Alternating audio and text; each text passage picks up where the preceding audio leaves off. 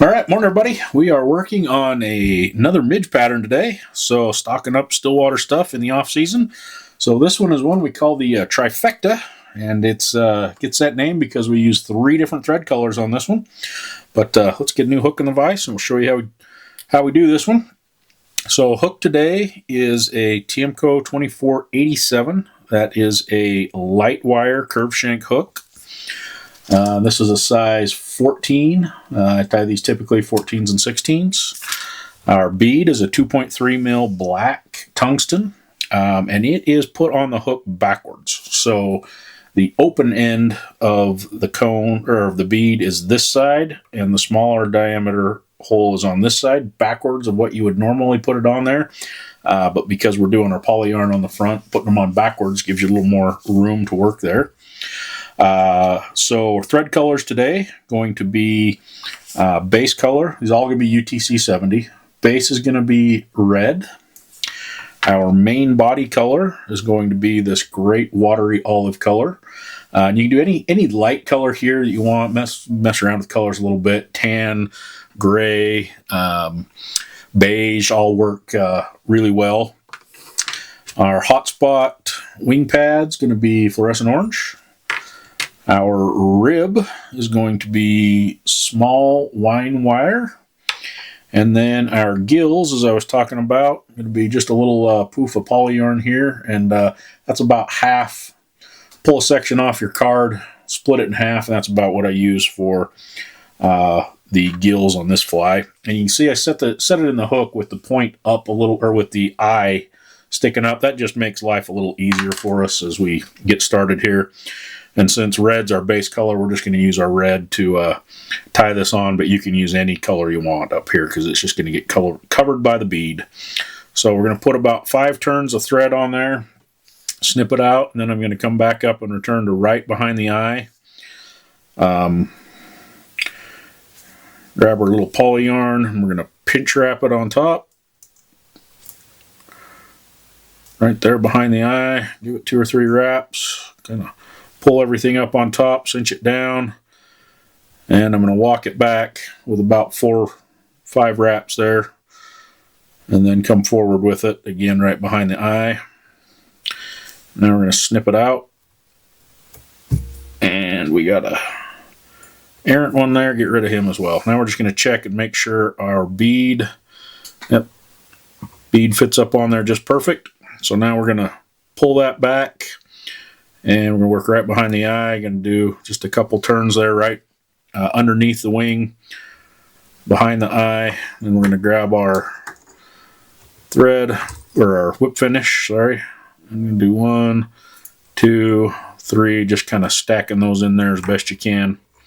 That kind of posts our wing up, but it also helps when we tie this fly on, help keep that poly post up out of the eye just a little bit. Now I'm going to flip this upside down. Grab just a little daub of super glue here. Z-Mint, give us just a little daub there. I'm going to slide our bead up on and really get it seated in place. And we ran some super glue through our eye, so I happen to have a old hackle feather here that I'm done with. So let's run that hackle feather through the eye and clean out our extra super glue. Now we got our bead set up on there, and we're just going to snip off our poly yarn. It'll be all fingers here for a second, but you want that bead to roughly be, or excuse me, that little poof of poly yarn roughly the size of your bead. This is how I do it, but you can kind of proportion that however you want. Now just going to reset our hook in the vise a little bit because it makes the rest of this a little easier. Start with our red and give it about 4 or 5 turns right behind the bead. And this is another one where every turn matters. So every turn of thread should be doing a job on this one. Just helps keep the body trim and make it blend the way we want it. So I'm going to put our wire up here and just catch it on my side of the vise, or my side of the hook, sorry. Catch it in right there. And now we're going to work it down, work our thread down. Nice touching wraps. Important on this fly. This is the base for everything. So we got to do touching wraps working a nice consistent thread base in here for our body on this fly. Take your time with this. Your fly will definitely turn out better if you take your time with your thread wraps. And then we're also going to over tie a little bit down into the bend just to give us a little more curvature on this fly when we're done. Now we're going to start forward. And again, I'm working my way forward with this, touching turns again. You want to be careful not to nick your hook point. That can really send things sideways quick.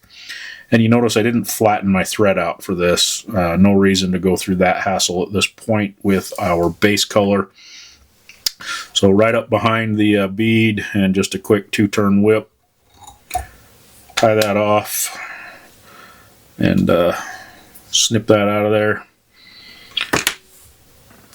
Okay, now we're going to go in with our watery olive color, and we're going to start our main body color. And again, start right behind the bead, covering up everything we just did, working our way down. And before we get too far, we want to snip our tail out of there.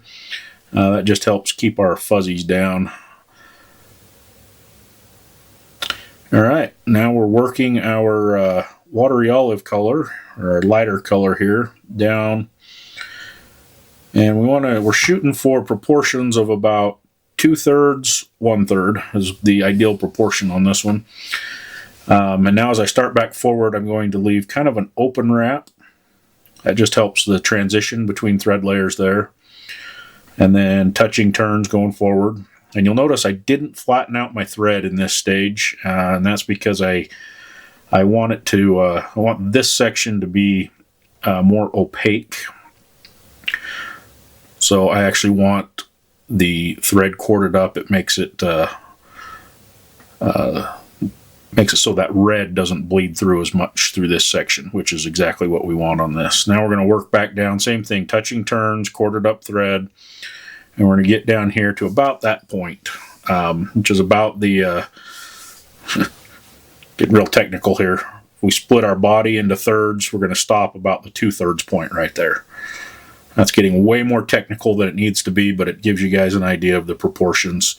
I definitely don't measure them off or think that much about them when I'm just tying a bunch of these, but I just wanted you guys to kind of give you an idea of what I'm doing. Now, this thread doesn't seem to want to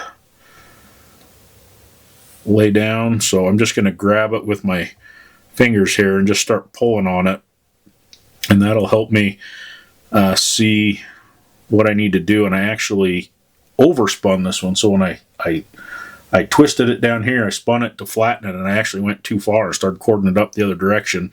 And I can tell that by, as I'm holding my fingers like this, it's spinning the bobbin for me to tell me which way it's spinning to flatten out. And that's why I do that. You can see as I pull my fingers down, that bobbin's spinning. And that's pulling, what it's doing is it's pulling the twist out of the thread and twisting the bobbin as I'm pinching it like that. Just kind of a trick you can use to help get that thread to flatten out. So now we've got it ribboned out, and now we're going to finish wrapping, still basically touching turns over our transition and down into our thread, or into our red thread, with it flattened and thinned out. And cover all of our red, and then start back the other direction in what's basically touching turns. But when your threads flatten out like that, it's hard to see that, or hard to tell where one turn starts and the next one begins. So roughly flattened out, or roughly touching turns. Now as we get back up on the rest of the body, go ahead and let your thread kind of naturally cord back up a little bit and work our way up to the front of the fly. Stop right behind the bead. Now we're going to put our wire in, and I typically do about 7, but fish can't count, so whatever turns you end up with, you end up with. So that's 2, 3, 4, 5, 6, 7 good wraps, and then end up right behind the bead. About 3 good turns. Pull tight, and I like to pull tight and pull down on my thread while I'm doing this, and then kind of kink that thread, and a couple helicopter turns, and it pops right off. Now we're going to hit that with just a Cover that end with just a couple more turns just to make sure our wire's bound down good and doesn't pop out before we get our next thread color on there. 2-turn whip finish and get rid of our light colored thread. Now we're going to go to a hot spot and put a little hot spot wing bud here. So we're going to start again right behind the bead, work 2 or 3 turns down, actually 3 or 4 turns, and snip out our tag end, get it out of the way so that we make sure everything's covered up nice. And then our proportion here, looking for roughly the size of the bead or a little smaller, and work a little taper in there. I do like to look at it from all directions just to make sure it looks good. Now we're going to whip finish, and we're going to treat our whip finish like one more layer of thread. Don't just stack them in one place, but we're going to work from the back of the bead down the body with our thread here to lay in another nice uniform layer of thread as we work down. And you can usually get about a 4-turn whip finish over the size of that bead. And now you can see with my finger I'm holding all of the whip finish, all of the parts of my thread here, pushing them forward as I pop that off so that I don't lose my thread. Sometimes when you pop off of your whip finisher, the thread will jump down the body, get all messed up, and ruin everything we just worked on. So use my finger there to hold everything forward. And now we're going to come in and we're actually going to nick our thread out of there with our scissors rather than try to cut. Just gets it a little cleaner. Okay, now when the magic happens, we're going to hit it with our Solres bone dry. And this is where you'll see the depth of this pattern just start to pop out. And the camera doesn't do it justice. You have to really, you tie up a few of these, you'll see what I'm talking about, how that red just pops out of there and gives this fly a ton of dimension and just a super cool look. Just cook that for a second, call it good. And there you go. There's the blended midge or blended thread technique. That is the Trifecta Midge, and it's a great stillwater fly. But I hope you guys enjoyed that one, and we'll catch you on the next one.